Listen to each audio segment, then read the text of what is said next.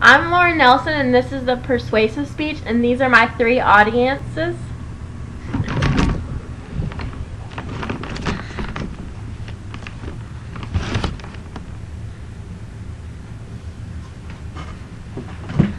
Come on.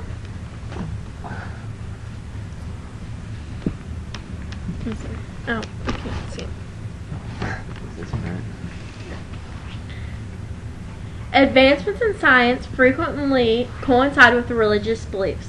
Does saving a life justify the killing of a potential one? The acquisition of stem cells for research is a highly debated topic in the United States.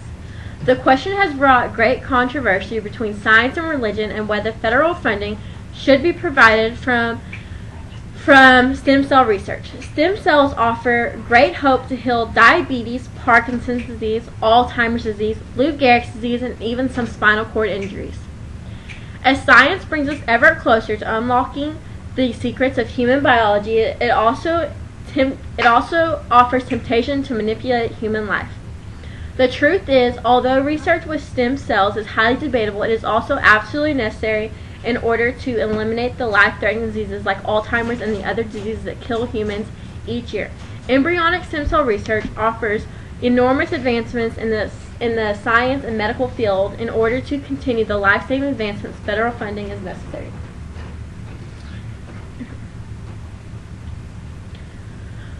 Michael Roos, William Sutherland, and Anthony Stevens Arroyo find embryonic stem cell research unethical. In Roos's book, The Stem Cell Controversy, he argues that the unethicality of embryonic stem cell research through the ideas of President George W. Bush and the Catholic Church. As the discoveries of modern science create tremendous hope, they are also lie vast ethical minefields.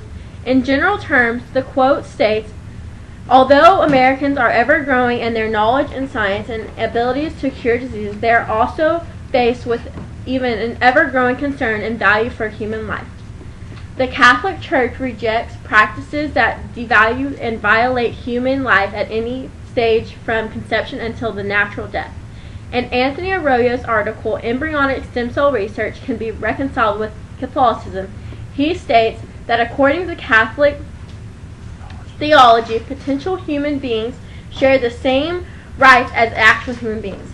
A frozen embryo at the blastocaustic stage consisting of more than 150 cells, the embryo has the potential of becoming human, and under no circumstance should it be destroyed or discarded according to the Catholic Church.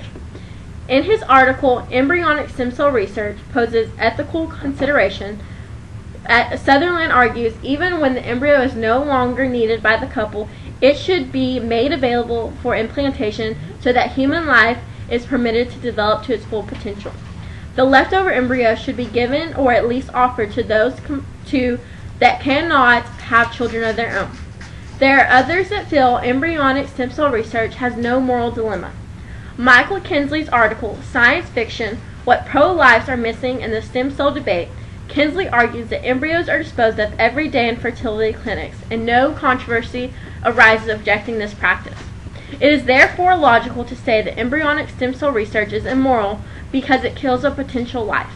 Since embryos are being destroyed daily, fertility clinics must be death camps with a side order of cold-blooded eugenics. No one who truly believes in the humanity of embryos could possibly think otherwise. The unused embryos are legally and ethically discarded when there is no longer clinical need for them, and the leftovers have been stored frozenly for several years. The leftover embryos used to extract stem cells were doomed from the beginning. He feels scientists are not trying to play God, rather trying to save lives. Stem cells can cure and improve the common diseases people face now and in the future. Stem cells can help anyone from a baby with leukemia to an absent-minded grandma or grandpa. Alzheimer's disease is a haunting and life-threatening affliction that takes away a person's memories and sense of who they are. Alzheimer's has no known cure and cannot be diagnosed with it, and being diagnosed with it will mean a slow death. Sharon Begley wrote an article, Embryonic Stem Cell Research May One Day Cure Alzheimer's Disease, on the progress and potential breakthrough made through the University of Central Florida, connecting stem cells to the cure of Alzheimer's. In the late 1990s, a neuroscientist at the University of Central Florida, Orlando, named Sugaya, transplanted about 10,000 human neural stem cells from fetuses into the brains of mentally impaired rats whose age closely resembled a human of 80 years old. Scientists discovered that not only did the stem cells improve the rats' once impoverished memories, but it also made the memory capabilities better than the rats that had no previous mental problems. Science has come a long way from the early 20th century. The information that scientists gain each day helps advance the people into future technology and medical breakthrough, so that the next generation of people have a better chance of beating the diseases that we now today call incurable. To be diagnosed with an incurable disease today means certain death for a patient. It is scientists' hope that one day, with research that is being conducted now, being diagnosed with a horrible disease like Alzheimer's is something a short trip to the doctor can now take care of.